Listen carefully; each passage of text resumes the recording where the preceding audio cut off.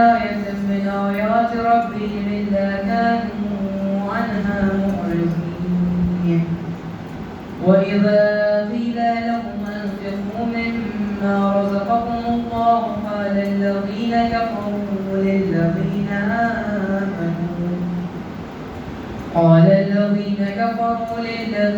آمنوا ونطعم من لو يشاء الله أطعمه إن أنتم إلا في ضلال مبين ويقولون متى هذا الوعد إن كنتم صادقين ما ينظرون إلا صيحة واحدة تأخذهم وهم يخصمون فلا يستطيعون توصية ولا إلى أهلهم يرجعون ونفخ في الصور فإذا هم من الأجداث إلى ربهم ينصرون قالوا يا ويلنا من بعثنا من مرقدنا هذا ما وعد الرحمن وصدق المرسلون إن كانت إلا صيحة واحدة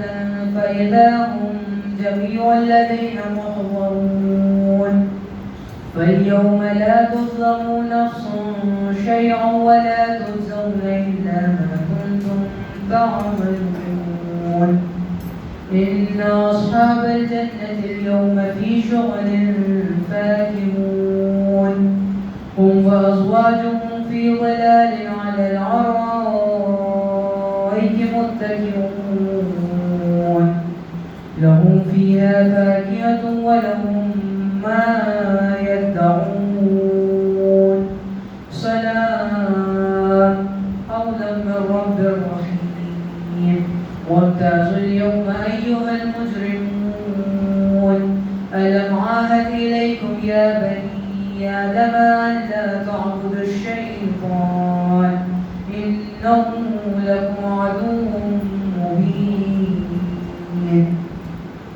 وأن اعبدوني هذا صراط مستقيم ولقد أضل منكم جبلا كثيرا أفلم تكونوا تعقلون هذه جهنم التي كنتم توعدون اصلوها اليوم بما كنتم تكفرون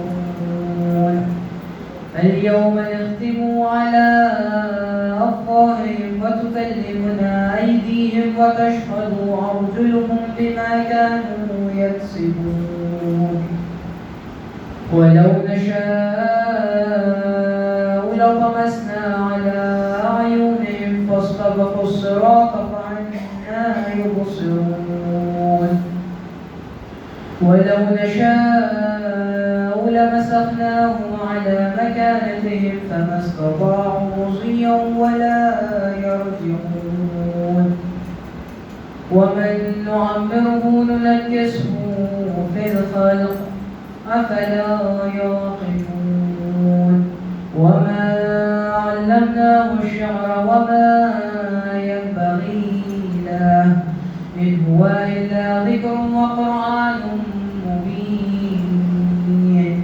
لينظر من كان حيا ويحق القول على الكافرين أولم يروا أنا خلقنا لهم مما عملت أيدينا أنعاما فهم لها مالكون وظللناها لهم فمنها ركوبهم ومنها يعقلون ولهم فيها منافع ومشارب أفلا يشكرون واتخذوا من دون الله آلهة لعلهم ينصرون لا يستطيعون نصرهم وهم لهم جند محضرون فلا يحزنك قولهم إنا نعلم ما يسرون وما يعلنون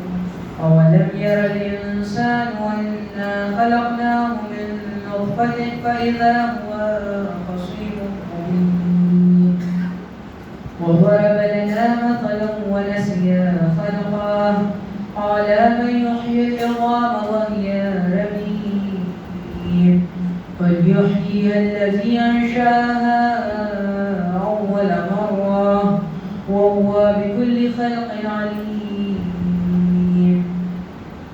الذي جعل لكم من الشجر الأخضر نارا فإذا أنتم منه توقدون أوليس الذي خلق السماوات والأرض بقادر على أن يخلق مثلهم بلى وهو الخلاق العليم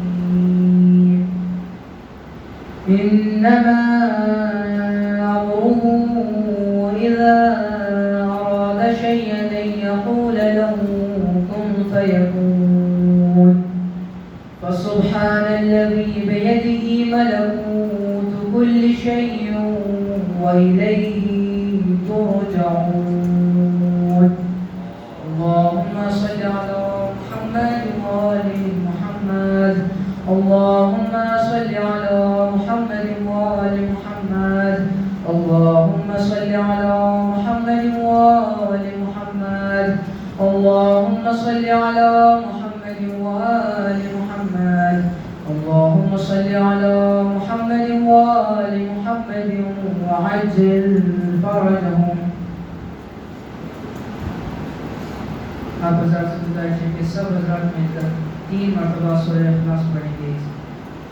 بسم اللہ الرحمن الرحیم قل هو اللہ احد اللہ الصمد لم يلد ولم يولد ولم يكن له كفوا احد. بسم الله الرحمن الرحيم قل هو الله احد الله الصمد لم يلد ولم يولد ولم يكن له كفوا احد.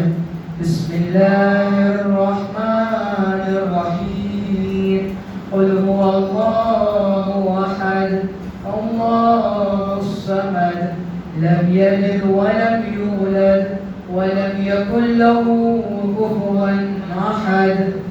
بسم الله الرحمن الرحيم قل أعوذ برب الفلق من شر ما خلق ومن شر غاسق إذا وقب ومن شر النفاسات في العقد ومن شر حاسد إذا حسد.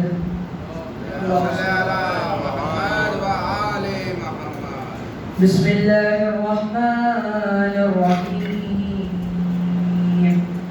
قل أعوذ برب الناس ملك الناس إله الناس من شر الوسواس الخناس الذي يوسوس في صدور الناس من الجنة والناس.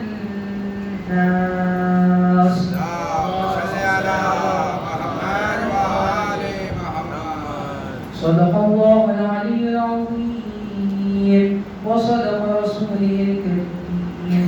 سبحان ربك رب العزة عما يصفون وسلام على المرسلين والحمد لله رب العالمين.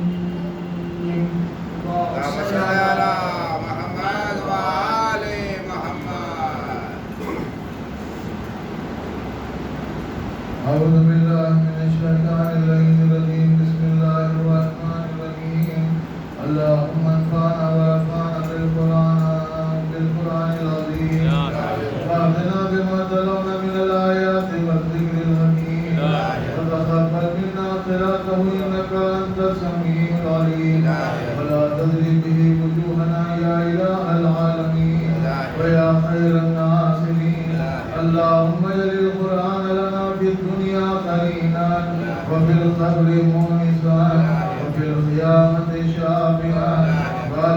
الخيرات جوازا وفي الجنة رفيقا ومن النار سترا وحجابا وإلى الخيرات كلها دليلا اللهم آتنا ببركة القرآن خير الدارين وارزقنا بحرمة القرآن زيارة الحرمين وشفاعة سيد الثقلين في الكونين اللهم صل على محمد وآل محمد وعجل فرجهم واهلك عدوهم من الجن والإنس من الأولين والآخرين واشرنا في زمرتهم وتحت لوائهم وتقبل فينا شفاعتهم واجعلنا فائزين بدولتهم ورجتهم وارزقنا دوم فرجهم وتجاوز عن سوء ما عندنا بحسن ما عندهم واقض حاجاتنا برحمتهم واغفر عيوننا برؤيتهم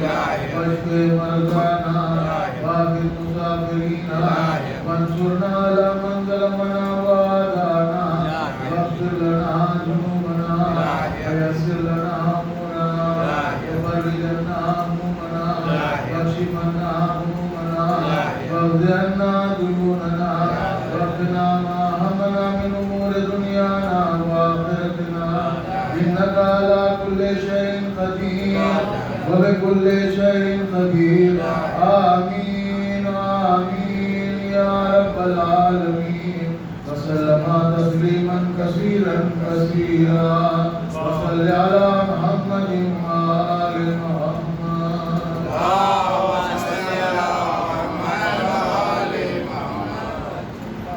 آپ حضرات سے التماس ہے کہ ایک سورہ فاتحہ سے میر نقیہ کی رسمی زکیہ بیگم صاحبہ تنویر جہاں ناظری صاحبہ عسکری بیگم صاحبہ حاجرہ کے لیے پڑھ کر ایسا فرمائیں.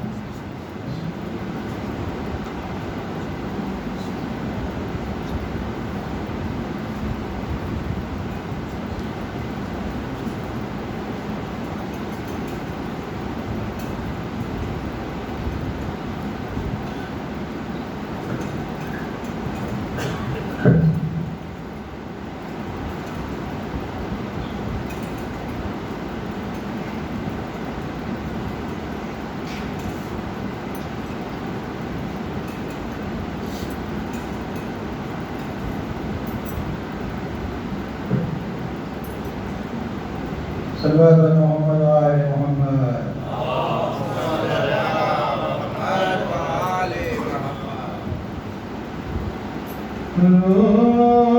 لوگ کہتے تھے سرور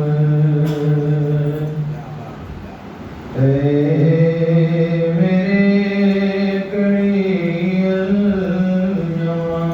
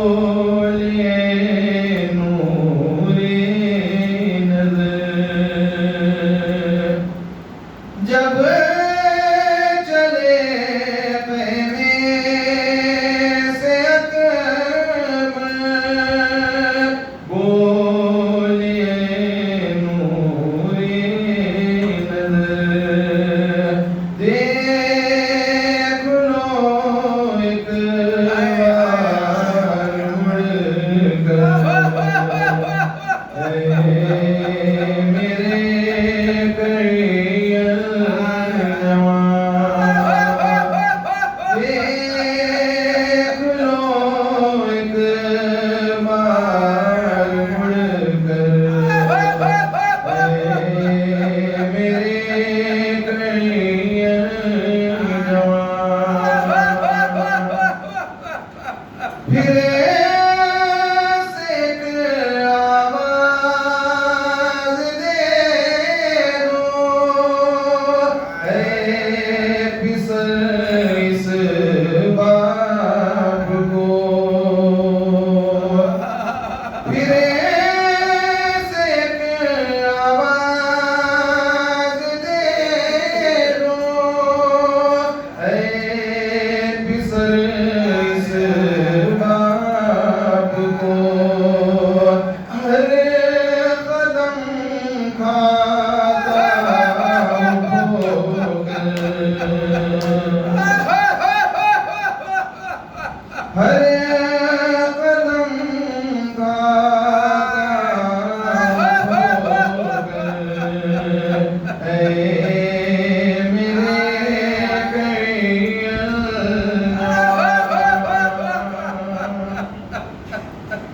بولئے شاہ شہیداں کس طرح کھینچوں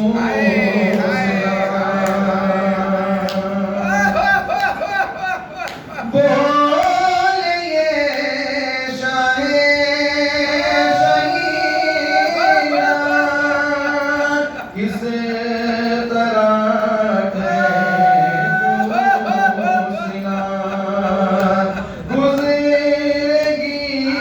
کیا میرے دل اے میرے کڑیاں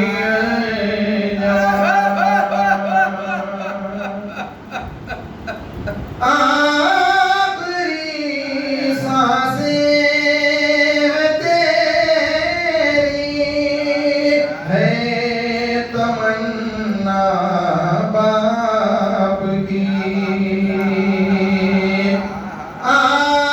آخری سانسیں تیری ہے تمنا باپ کی دیکھ لے پھر تجھے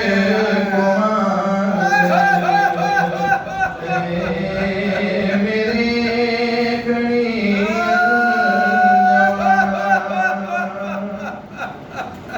تھی لیلا کی تمنا دیکھ لے سہرا تیرا تھی لیلا کی تمنا دیکھ لے سہرا تیرا رہ گیا ریمان گھٹ کر اے میرے کڑیاں جوان فاطمہ صغریٰ کے دل کا حال کیا ہوگا بھلا منتظر ہے تیرے خال اے میرے کڑیاں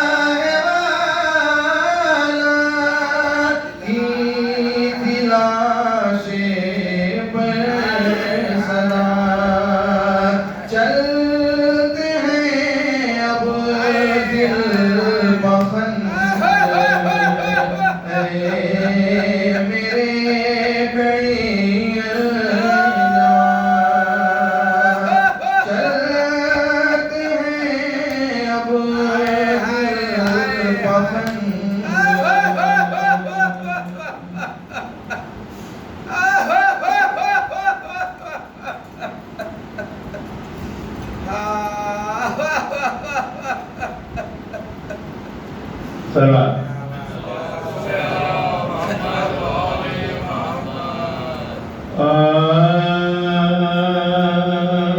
سلام علیہم نے کیا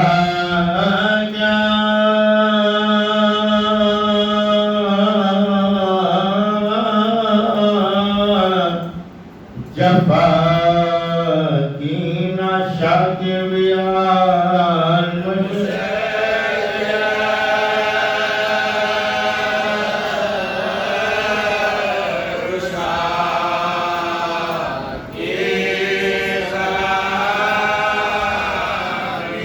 یہ مانا ہے تسلیم صبر و رضا کے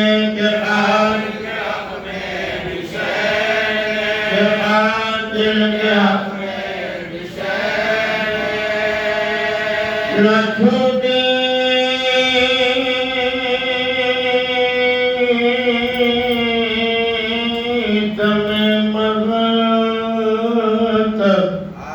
فاطمہ سے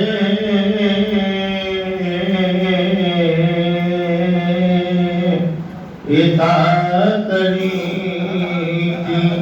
عبادت خدا کی رہے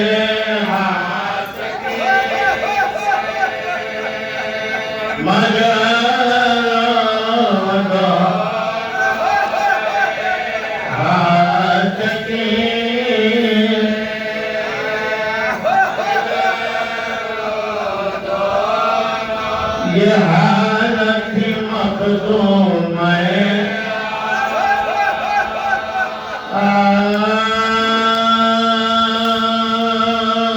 فرزندوں کو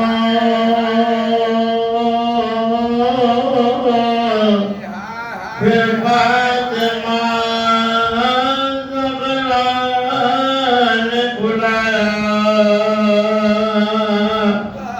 گود میں بٹھایا کبھی سینے سے لگایا بہلائے کبھی بوسے لیے اور یہ سنایا لو پیار کا کانجلائے کعبایا لو پیار کا کانجلائے کعبایا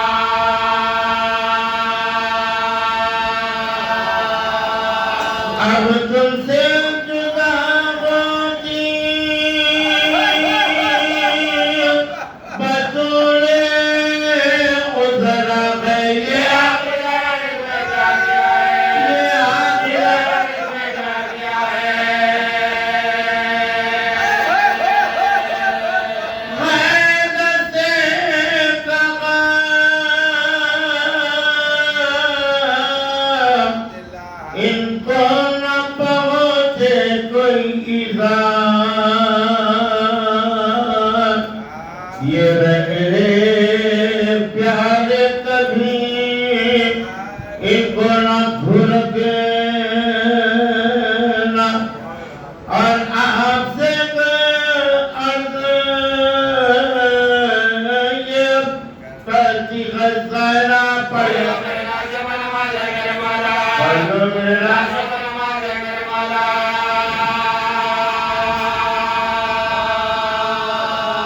فرقت میں رنگوں کی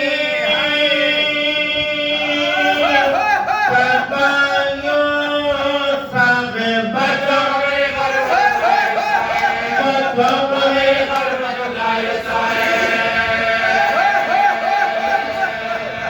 نازک ہے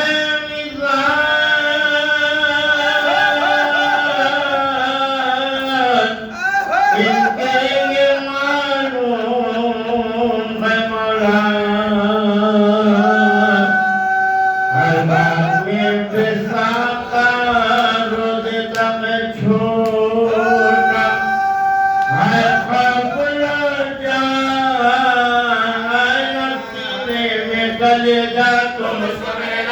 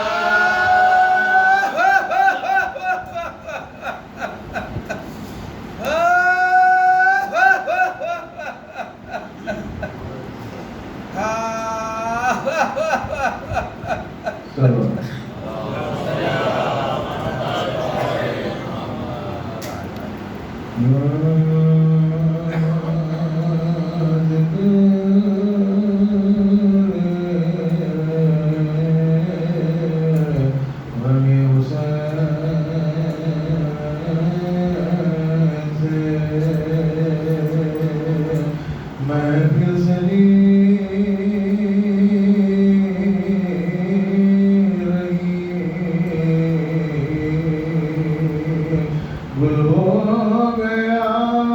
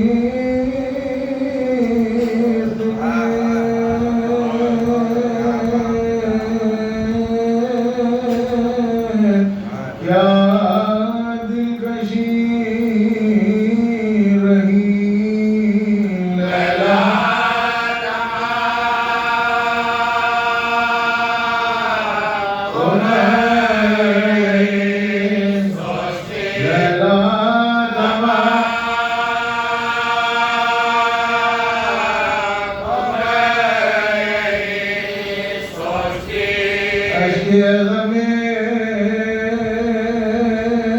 حسین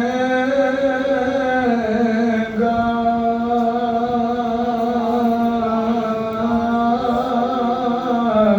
ٹوٹا نہ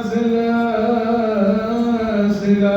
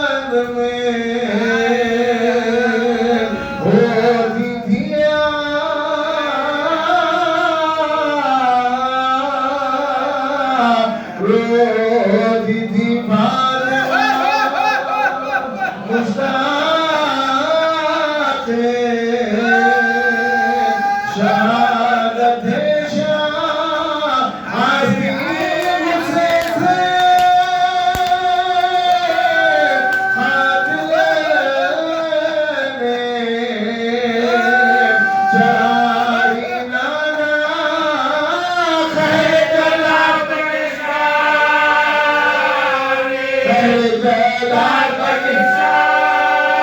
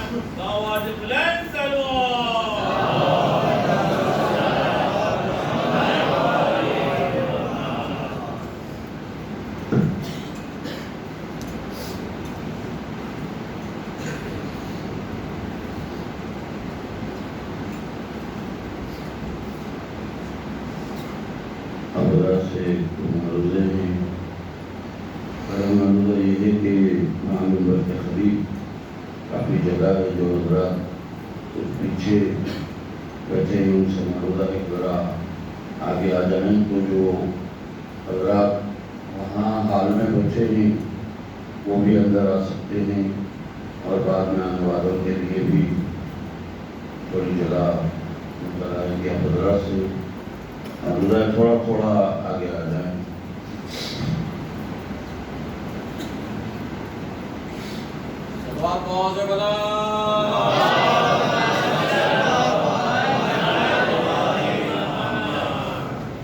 حضرت معروضہ گاریان مجلس کی جانب سے ایک مرتبہ سورہ حمد اور 3 مرتبہ سورہ اخلاص کی قرأت فرما کر مولوی میر مفتی علی رضوی صاحب آرکا مقاموں ان کی پہلی مجموعہ تنویر کہاں ناظری صاحبہ ذکیہ بیگم صاحبہ اور انہیں کی دختر عسکری بیگم حاضرہ اور جملہ مومنین اور مومنات کی ارواح کے لیے انسان فرمائیں.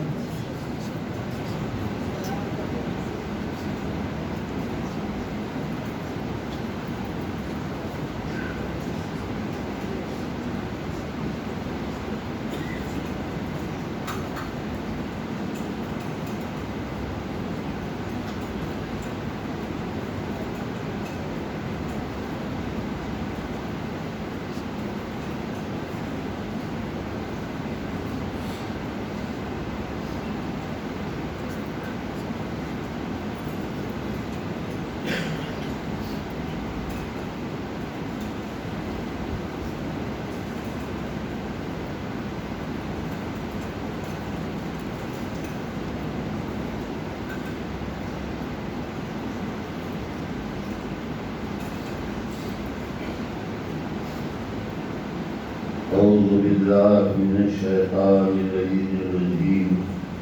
بسم الله الرحمن الرحيم. الحمد لله رب العالمين. الصلاة والسلام على النبي الأمي المكي المدني القرشي حبيب إله العالمين أشرف المرسلين خاتم النبيين رحمة للعالمين أبي القاسم محمد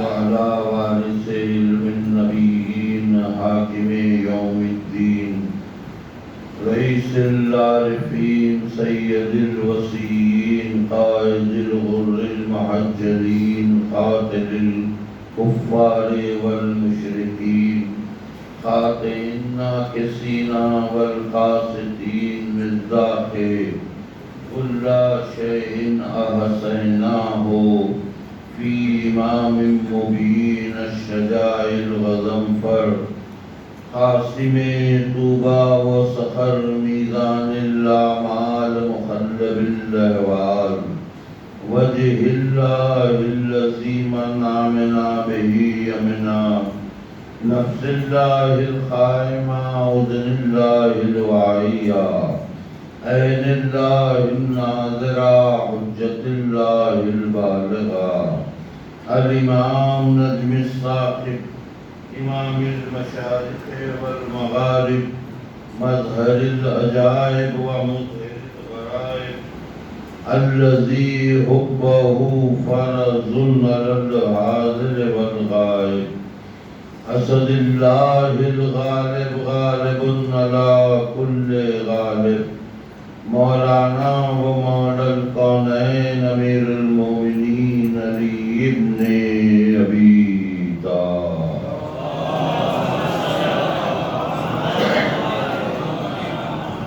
وأهل بيته الطيبين الطاهرين المعصومين المظلومين الذين أذهب الله عنهم الرجس وطهرهم تطهيرا.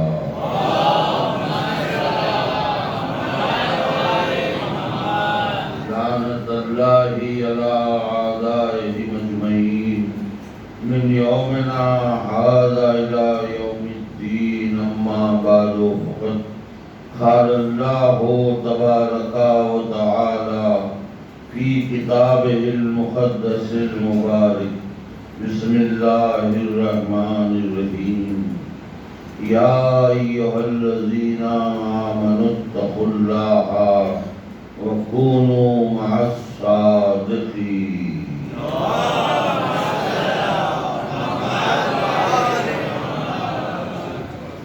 عزیزان گرامی، پروردگار عالم نے جہاں اپنی عظیم ترین مجموعہ کلام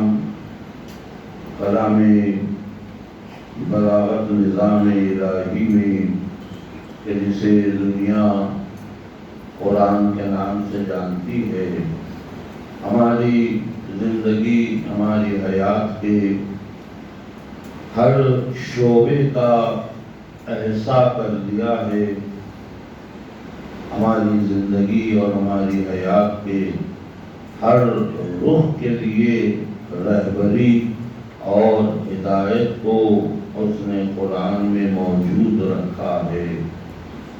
جستجو یہ ہونی ہے، کوشش یہ ہونی ہے کہ قرآن کے آیات کے مفاہیم و معانی کو انہی سے سمجھا جائے، انہی کی ذات سے اس کتاب کا علم حاصل کیا جائے کہ جو اس کتاب کا حقیقی علم رکھتے ہیں اور جن کے لیے اللہ نے راسخون فی العلم بھی کہا ہے، اور اللہ نے انہی کے لیے ومن عنده علم الکتاب بھی کہا ہے کہ ہم نے انہیں کتاب کا علم دیا۔ اگر حقیقی معنی میں ہدایت چاہتے ہیں تو لازم ہے کہ ان سے قرآن کی آیتوں کے مطالب کو پوچھا جائے کہ جو قرآن کا علم رکھتے ہیں اور اللہ نے جنہیں قرآن کا علم دیا ہے، دعویٰ کیا ہے۔ اگر آپ ان سے ہٹ کر قرآن کی کوئی بھی آیت تو خیر بڑی بات ہے، ایک لفظ بھی اگر آپ غیر سے سمجھنا چاہیں گے کہ جو اس کتاب کا حقیقی علم نہیں رکھتے، اللہ نے انہیں علم نہیں دیا ہے، بلکہ وہ اس دنیا میں آ کر یہاں علم حاصل کر کے ایک مقام و مرتبے پہ پہنچ کر زبان پر اپنا عبور حاصل کر کے یہ سمجھنے لگے کہ میں اللہ کی کتاب کا یا اللہ کے کلام کی شرح اور اس کی تفسیر کر سکتا ہوں، تو یہ ان کی اپنی غلط فہمی ہے، یہ ان کی اپنی خوش فہمی ہے، کیونکہ یہ چیز ناممکنات میں سے ہے کہ کوئی بھی انسان چاہے وہ کتنا ہی بڑا عالم کیوں نہ ہو، کس قدر ہی بڑے درجے علم پر فائز کیوں نہ ہو، وہ قرآن کی تفسیر نہیں کر سکتا۔ اس لیے نہیں کر سکتا کہ بے بنیادی باتیں، ورنہ وجوہات تو بے شمار ہیں کہ کیوں نہیں کر سکتا، لیکن ایک بنیادی بات میں آپ کے اذہان عالی تک پہنچا دوں کہ کوئی بھی انسان کتنے ہی بلند مرتبہ علم و فائز کیوں نہ ہو، وہ اللہ کے کلام کی تفسیر اس لیے نہیں کر سکتا کہ کلام اس کا ہے جس کا علم لامحدود ہے، اور تفسیر کرنے والے وہ ہیں جن کا علم محدود ہے۔ تو محدود علم رکھنے والے لامحدود علم کے کلام کی تفسیر نہیں کر سکتے ہیں، تو اب کرے کون؟ وہی کرے جو علم لامحدود رکھتا ہو، جو وارث علم الہی ہو، جو وارث علم نبی ہو، جس نے اس دنیا میں آ کر سیکھا نہیں ہو بلکہ وہ علم لے کر اس دنیا میں آیا ہو۔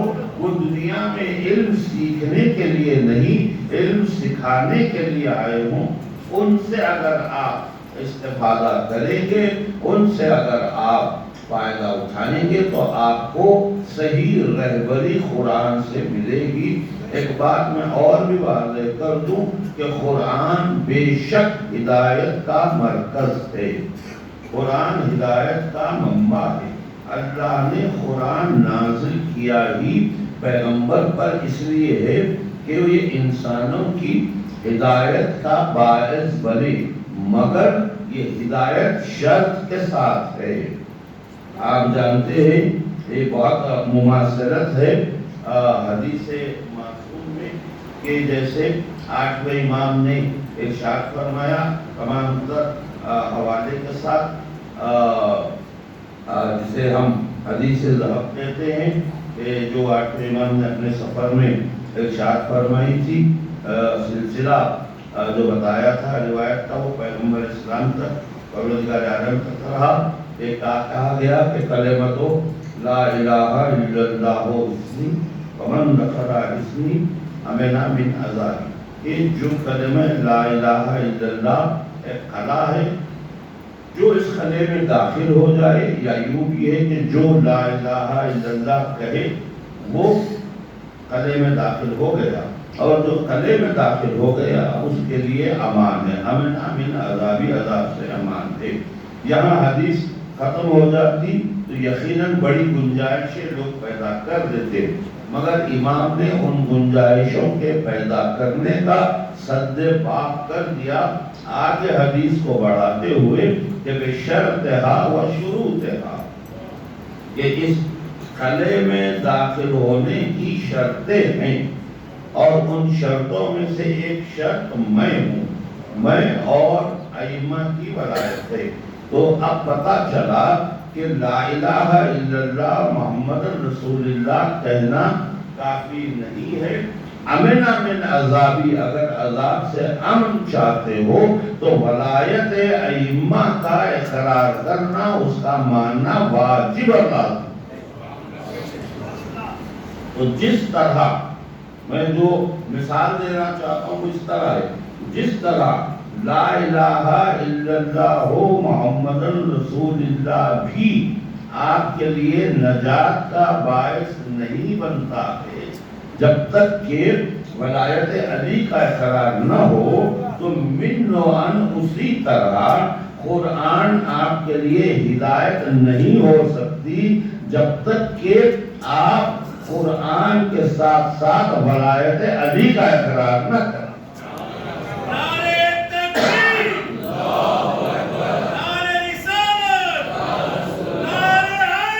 نعرہ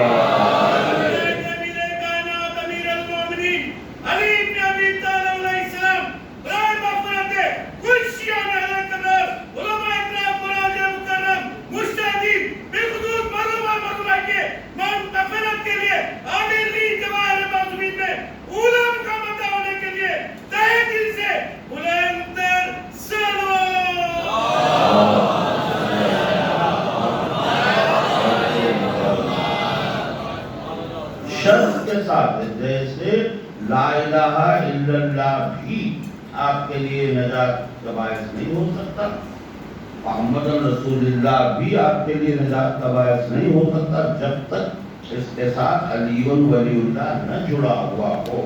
اسی طرح قرآن بھی آپ کے لیے ہدایت کا باعث نہیں بن سکتی کتاب جب تک کہ اس کے ساتھ ولایت کا ساتھ نہ ہو، جب تک کہ کتاب کا علم رکھنے والوں کی محبت آپ کے دل میں نہ ہو۔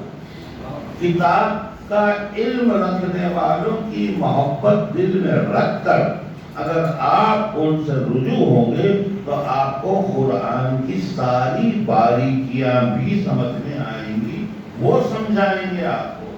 آپ اپنے خود کے ذاتی اکتسابی علم کے بھروسے پر، اس کی بنیاد پر اگر آپ نے کوشش کی تو زندگی بھر کوشش کرتے رہیں گے، کوششیں ناکام ہوتی رہیں گی۔ وہ کوششیں کامیاب رہی ہیں جو ہمارے علماء نے ائمہ سے، جو جیسا میں نے کہا ہے قرآن کا علم رکھتے ہیں، ان سے اکتساب کر کے ان کے ذریعے سے ان کی بتائی ہوئی احادیث کی روشنی میں جو تفاسیر مرتب کی ہیں وہی معتبر مانی جاتی ہیں، وہی جائز مانی جاتی ہیں، کیونکہ اس میں ان علماء کی ذاتی رائے کا دخل نہیں ہے، اسی لیے تفسیر بالرائے ہمارے پاس حرام قرار دی۔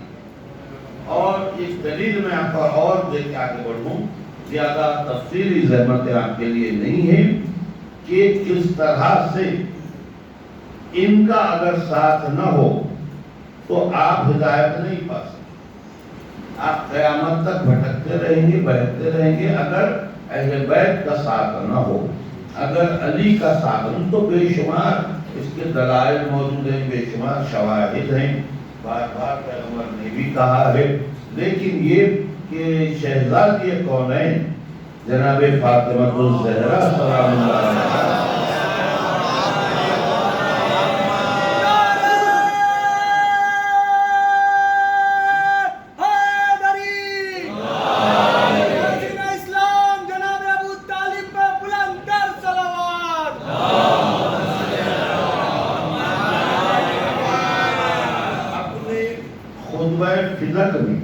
جس خطبے کے لیے میں ہمیشہ نوجوانوں سے معروضہ کرتا ہوں، میری مخاطبت رہتی ہے نوجوانوں سے، بزرگ تو علماء ذاکرین اس بات کو بہتر جانتے ہیں۔ کچھ ہمارے پاس ذخیرہ جو بڑا غیر معمولی ذخیرہ علم کا موجود ہے، اس میں کچھ چیزیں ہیں جن کا جاننا، جن کا پڑھنا، جن کا سمجھنا بہت لازم ہے، ورنہ ہمارے دعوی محبت جو ہے نا وہ ناقص رہ جائے گا۔ میں یہ نہیں کہتا معذرتا کہ خدا نخواستہ آپ کا دعوی محبت بیکار ہو جائے گا، نہیں، اس سے محبت ہے تو درجات ہے، کوئی نہ کوئی درجے میں آپ آ جائیں گے، کسی نہ کسی درجے میں آپ فٹ ہو جائیں گے، لیکن وہ جو ہمارا دعویٰ ہوگا نا ناقص رہے گا اگر ہم یہ صحیح نہ کریں، کوشش نہ کریں۔ ایک تو قرآن ہے ہی کہ آپ جتنا پڑھیں گے اتنا زیادہ آپ کے علم میں اضافہ ہوگا۔ تکرار کی بات مت سوچیے، بالکل ذہن سے بات نکال دیجیے کہ جو معیار، جو فلسفہ اور کتابوں کا ہے دنیا میں، جس کے 1 سے 4 مرتبہ پڑھنے سے دلچسپی ختم ہو جاتی ہے، لطف ختم ہو جاتا ہے اور ہمیں مزہ نہیں آتا، یہ ایک دنیاوی کتابوں کا معیار ہے۔ اچھے سے اچھے موضوعات پر آپ اپنی پسند کے موضوعات پر پڑھیں، بے شک پڑھیں، لیکن 1 سے 4 مرتبہ پڑھ لیں تو آپ کا لطف ختم ہو جائے گا، آپ کا دل نہیں لگے گا۔ لیکن قرآن ایک ایسی کتاب ہے کہ جسے جتنا پڑھیں گے اتنا مزہ آتا چلا جائے گا، لطف آتا چلا جائے گا، آپ کے لیے نئے نئے راز فاش ہوتے چلے جائیں۔ آیتیں وہی رہیں گی، کلام بدلے گا نہیں نا، ایک زیر زبر بھی ادھر سے ادھر نہیں ہوگا، لیکن آپ پڑھتے جائیے، پڑھتے جائیے، پڑھتے جائیے، آپ کے لیے انکشافات ہوتے چلے جائیں گے۔ اس کے لیے اب مجھے شعراء بھی ہیں اور سامعین میں بھی بعض اور حضرات ہیں، سبھی سے میں اس کا سلوات ارشاد فرمائیں۔ حضرت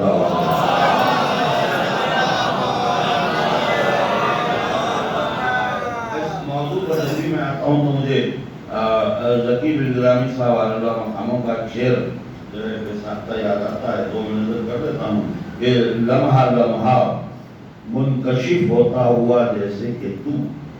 آپ جس کے میں تفصیل کرتا ہوں کہ قرآن جیسے جیسے پڑھتے جائیں گے نا ویسے ویسے معرفت الہی میں اضافہ ہوتا چلا جائے گا، آپ کو سمجھ میں آتا چلا جائے گا حاضر مطلب کیا ہے، موت و حیات کا اختیار کیا ہے، کیا کیا علم اس نے کتاب میں رکھا ہے. لمحہ لمحہ منکشف ہوتا ہوا جیسے کہ تو، محو حیرت آئینہ در آئینہ جیسے کہ میں. یعنی کہ وہ حیرت کبھی ختم نہیں ہو گیا. آپ کی زندگی ختم ہو جائے گی لیکن قرآن کے پڑھنے سے آپ جس حیرت میں مبتلا ہوں گے وہ حیرت کبھی ختم نہیں ہوگی، ہمیشہ وہ حیرت ہے. اسی لیے اصرار کیوں کیا گیا قرآن کے پڑھنے کا؟ ہمارے فائدے کے لیے، نہ اس سے اللہ کو کوئی فائدہ ہے نہ علم دائری کو کوئی مفاد حاصل ہونا ہے، ہماری بہتری کے لیے، ہماری اچھائی کے لیے کہا گیا کہ تم اسے پڑھتے رہو. تو جو چیزیں پڑھنی چاہیے مستقل طور پر تھوڑا سا وقت نکال کر اپنی زندگی میں سے اپنے 24 گھنٹوں کو تقسیم کر کے ایک سسٹم کے ساتھ نظام، چونکہ قرآن خود ہمارے لیے ایک ضابطۂ حیات، ایک کانسٹیٹیوشن ہے، ایک نظام حیات ہے، اس کو پیش نظر رکھ کے تھوڑا سا وقت ہم مطالعے کے لیے نکالیں اپنی زندگی سے. 24 گھنٹے میں آپ 24 گھنٹے میں بہت سارا وقت اپنی ذات کے لیے دے دیتے ہیں، اپنے اہل و عیال کے لیے دیتے ہیں، اپنے ماں باپ کو بے شک دینا چاہیے، واجب ہے. اگر کوئی اپنی زندگی سے اپنے ماں باپ کے لیے، چاہے وہ زندہ ہو یا گزر گئے ہوں، یہ بھی میرے پاس وقت موقع نہیں ہوگا میں تفصیل کا، اس لیے میں ابھی عرض کر رہا ہوں کہ چاہے ماں باپ زندہ ہو چاہے گزر گئے ہوں، ان کے لیے وقت نکالا جائے تھوڑا سا، یہ آپ کے لیے لازم ہے. تبھی آپ ان کی خدمتوں کا اور ان کے ایثار و قربانی کا حق تو آپ ادا نہیں کر سکتے، لیکن حق ادا کرنے کے راستے پر چلا جا سکتا ہے. آپ راستے ہی پر نہیں چلیں گے تو آپ کی زندگی کا فائدہ کیا؟ وقت نکالیں، والدین کے لیے نکالیں، چاہے وہ حیات ہوں چاہے گزر. جن کے والدین ہیں پروردگار ان کے سروں کو ان کے سائے کو قائم رکھے، گزر گئے ہیں ان کی مغفرت ہو، اللہ تعالیٰ سے علم ہو. لیکن یہ کہ اگر گزر بھی گئے ہوں تو ان کے لیے وقت نکالے، یہ سارے ثواب کرے ان کے لیے، اور اگر حیات ہیں تو کچھ وقت ان کے لیے مختص کریں، اہل و عیال کے لیے، بچوں کے لیے، کیونکہ انہیں یہ احساس ہو کہ ہمیں کوئی پوچھنے والا ہے، ہمیں کوئی دیکھنے والا. باقاعدہ ہمارے ائمہ نے مثال دی ہے.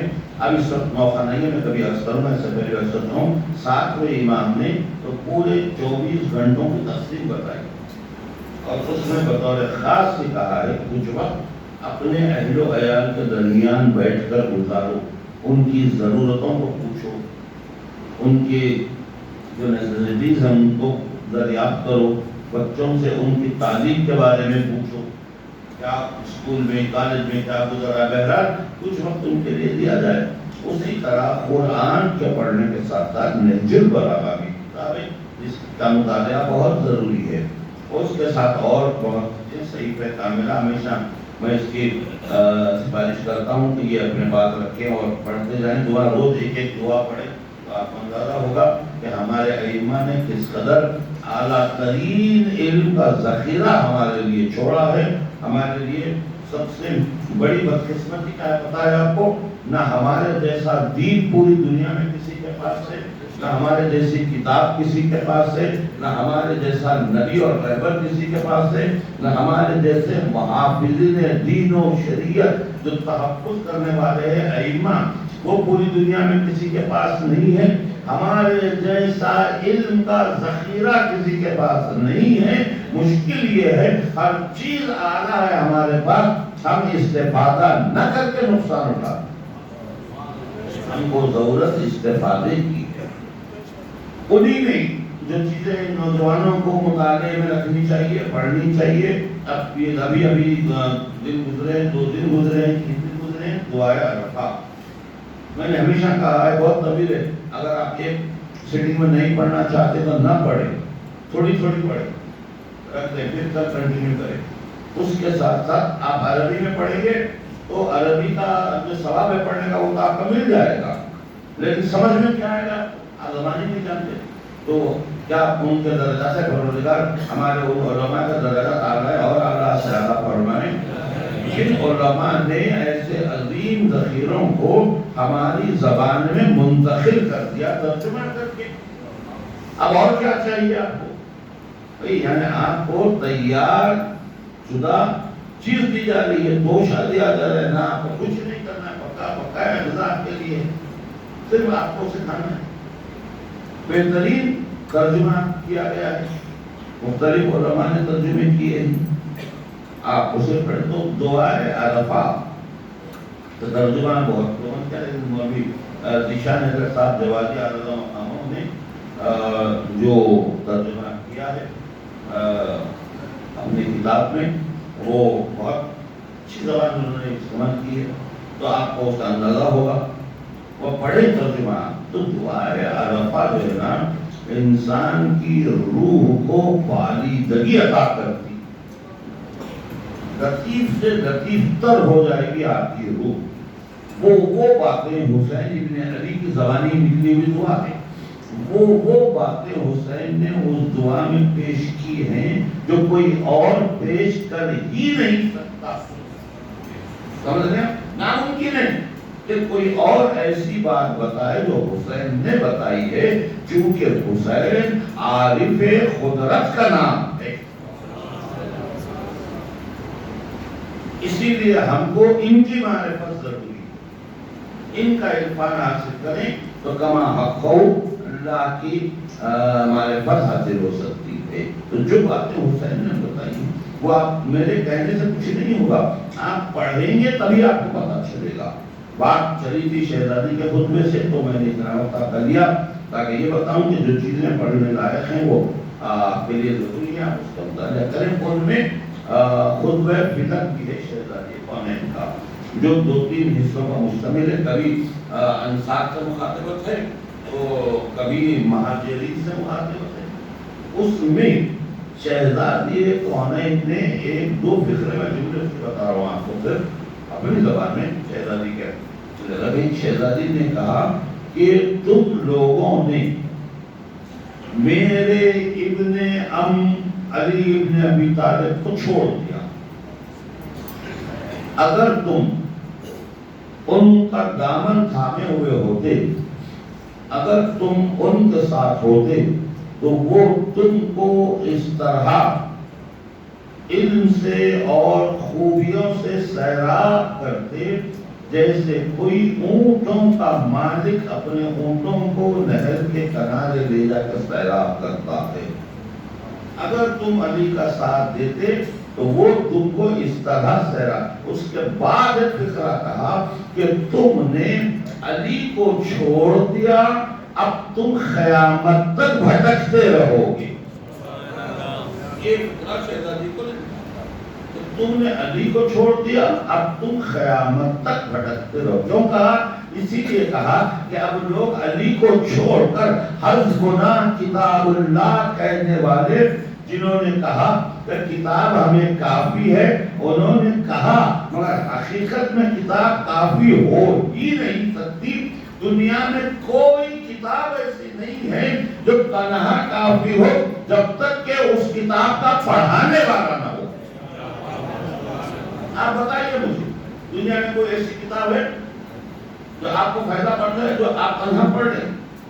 لاکھ آپ پڑھے لکھے ہوں گے، آپ یہاں تک یونیورسٹیز میں جو طالب علم گریجویشن پوسٹ گریجویشن کی تعلیم حاصل کرتے ہیں تو ان کا بھی ایک سلیبس ہوتا ہے نا، تو کیا وہ سلیبس خود پڑھ لے کر امتحان دیتے ہیں؟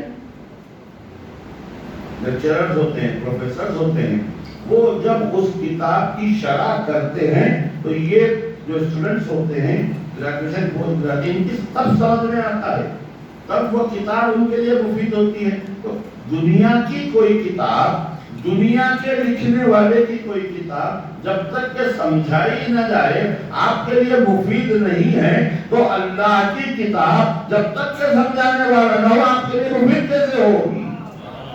آپ سمجھیں گے کیسے؟ को समझने के लिए होनी चाहिए। तो अली को छोड़ देने वाले, अहले बैत को छोड़ देने वाले शहजादी है। देखिए शहजादी के लिए फिर मैं वजाहत कर दूं, पैगंबर इस्लाम मौला कायनात और शहजादी कौनैन में वो मसावात हैं जहाँ रमख बराबर फर्क नहीं किया जा सकता। इल्म में, हिकमत में, शजात। आप कहेंगे शजात तो मर्द के लिए चीज नहीं, शजात के कई मफाहिम में कई मानी है। शजात का मतलब सिर्फ तलवार लेकर मैदान कारगर में आके तलवार चलाना, शमशीर जदी करना ही शजात नहीं है। शजात कई तरह के, भले दरबार में, सालिम के दरबार में, हाकिम के दरबार में तने तन्हा ऐसा खुतबा देना कि पूरा दरबार रोने लगे, ये शजात शहजादी कौन है? यही इसी शहजाद की वारिस शहजादी ज़ैनब जिन्होंने शाम के दरबार को उलट कर दिया था, ये शजात है। तो शहजादी ने जब कहा तो रमक बराबर भी इसमें शक की कोई गुंजाइश नहीं रहेगी, कोई गुंजाइश नहीं होगी। ये शहजादी ने कहा, इसमें कोई शक हो नामुमकिन है। क्यों? ये शहजादी भी लिसानुल्लाह है। जो अली है वही फातिमा है, जो फातिमा है वही मोहम्मद है। तो जो शहजादी ने कह दिया वो हक की तरफ से कही गई बात है, वो गलत नहीं हो सकती। कहा तुमने अली को छोड़ दिया, अब क़यामत तक भटकते रहोगे, लिहाजा आज तक भटक रहे हैं। कितनी सीधी सी बात मैं आपको बतलाऊं, दुनिया के अली और अहले बैत को छोड़कर भटकने की दलील पहले ही सूरे में वाज़ेह है, पहले ही सूरे में वाज़ेह। बिस्मिल्लाहिर्रहमानिर्रहीम, अल्हम्दुलिल्लाहि रब्बिल आलमीन, अर्रहमानिर्रहीम, मालिकि यौमिद्दीन, इय्याका नअबुदु व इय्याका नस्तईन, इहदिनस सिरातल मुस्तकीम। यहाँ जब आते हैं तब भटकना शुरू है। आप देखें अली को छोड़ दिया ना तो आज तक सिरात मुस्तकीम समझ में नहीं आई। अब भी ये कहते हैं तर्जुमे में कि परवरदिगार हमें सिरात मुस्तकीम दिखा, हमें सिरात मुस्तकीम बता। ये भटकना नहीं तो और क्या है, जबकि जिन्होंने कुरान अली से लिया, अहले बैत से लिया, उनके पास ये तर्जुमा है कि परवरदिगार हमें सिरात मुस्तकीम पर कायम रख, बाकी रख। हम तो हैं सिरात मुस्तकीम पर, मगर भटकने का इम्कान है तो बाकी रख, गुंजाइश है एक दिन भटकाए न भटके, कायम रख हमें, हम ऐसा। वो कहते हैं कि बता, इसका मैं बताने का मतलब ये आपको मालूम नहीं है तो सिरात मुस्तकीम क्या है।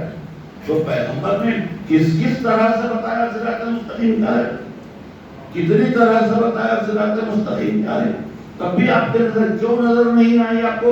इसलिए कि आप पैगंबर को सुन रहे थे कानों से, मगर दिल में अली का बुग़्ज़ था। दिल में बुग़्ज़ अली रखकर कलाम पैगंबर भी सुना तो समझ में न आया आज तक।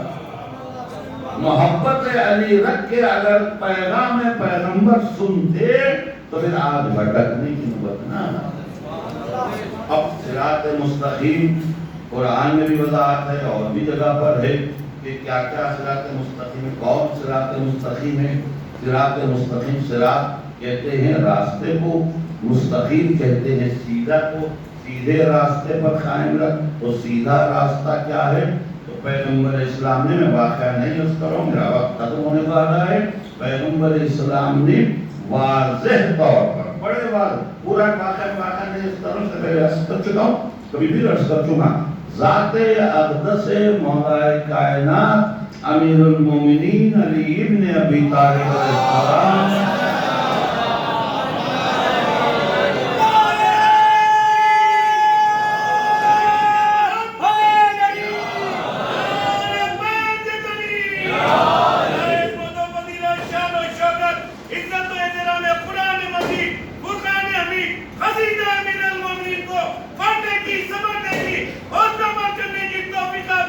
इजाफा होने के लिए तहे दिल से बुलंद सलवात।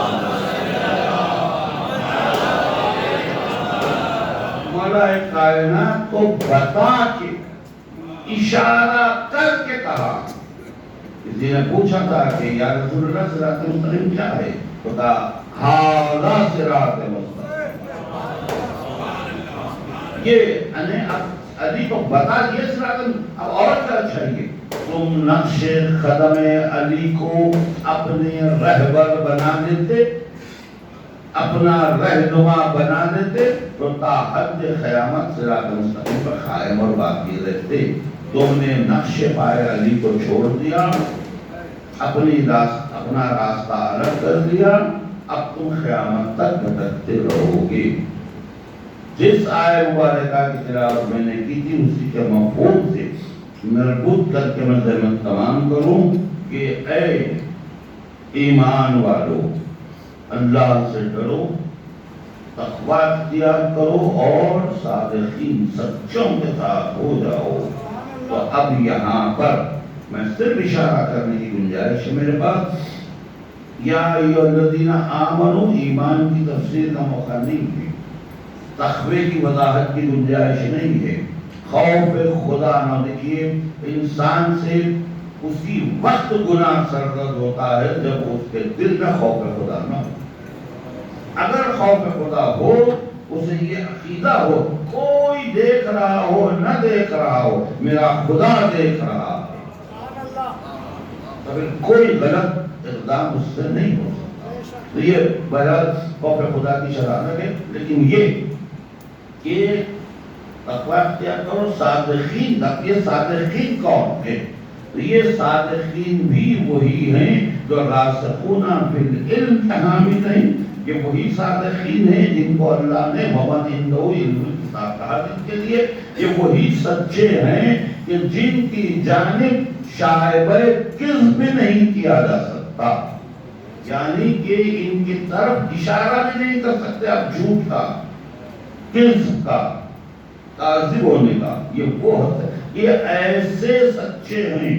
میں صرف اشارہ کر رہا ہوں کیونکہ اس مجلس اثار ثواب میں کچھ دو مومنات بھی شامل ہیں اور مولوی نقیری صاحب کے لیے بھی ہے، ان کے عطیہ کے لیے، ان کے بہن کے لیے، ان کے دختر کے لیے. تو یہ اشارہ کر کے میں مربوط احمد تمام کروں کہ ایسے سچے ہیں جن کی سچائی کو 1400 برس ہو گئے مسلمان تسلیم نہیں کرتا. مباہلے میں عیسائیوں نے مان لیا. یہ کس معیار کے سچے ہیں؟ ان کو سمجھ میں آ گیا ان کی زبان ہل جائے تو دنیا ہل جائے گی. یہ سچے وہ ہیں.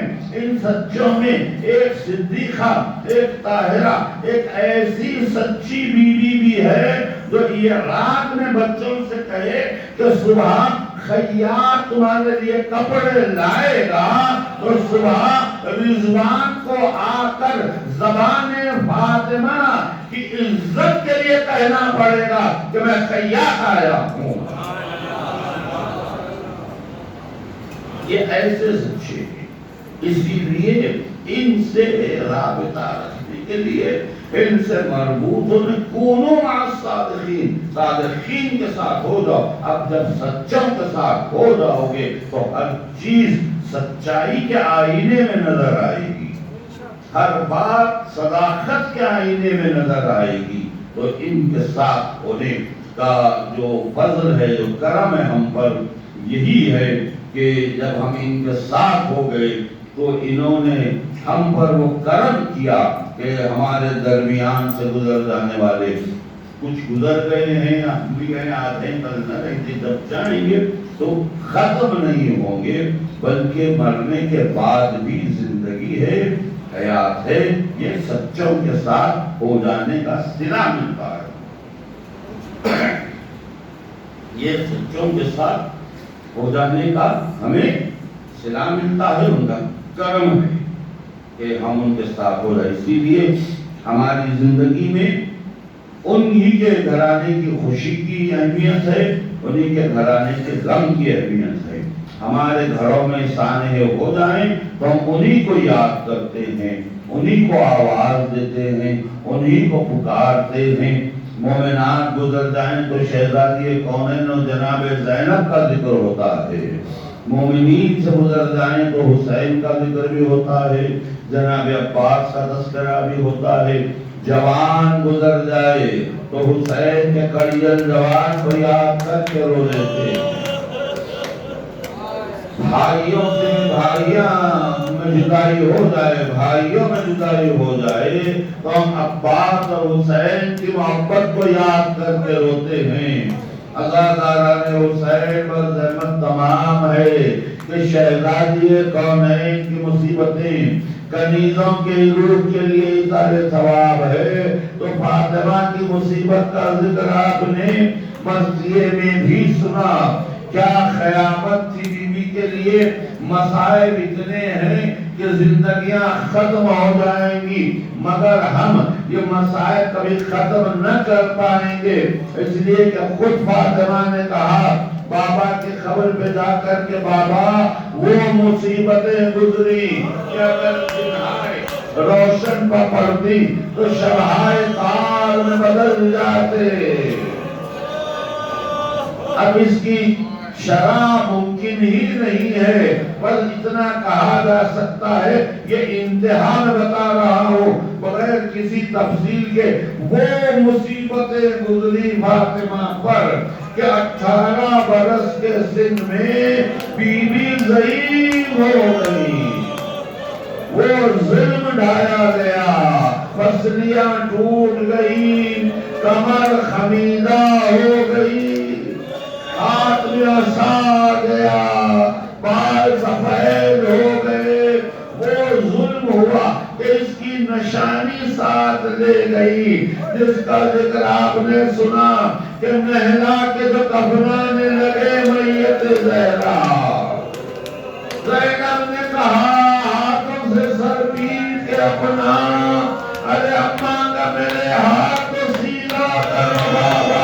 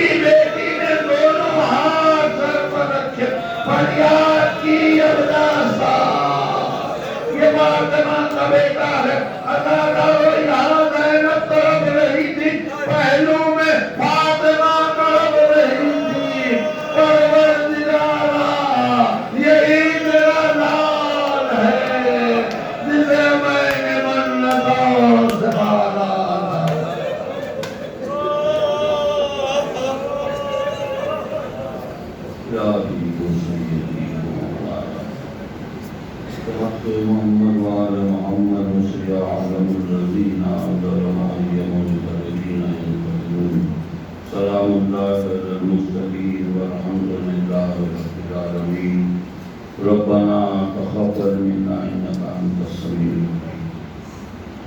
پروردگار واسطہ پنجتن پاک کا چار معصومین شہدائے کربلا باب الحوائج کا واسطہ ہماری سزا کو ان آنسوں کو قبول فرما، اس کے وسیلے سے ہماری عبادات اعمال ہماری تلاوتوں کو قبول فرما، اس کے ثواب سے مرحومین کی روح کو صاف فرما اور ہمیں بھی اس سے مصاف فرما۔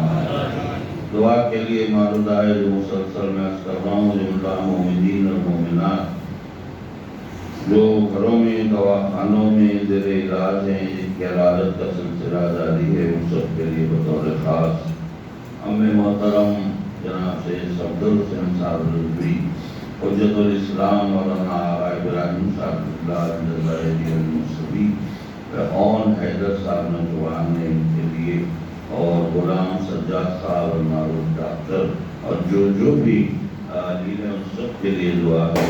ایک تو پہلے بیمار کربلا شہزادی فاطمہ زہرا، ان سب کو صحت کاملہ و عاجلہ عطا فرمائے۔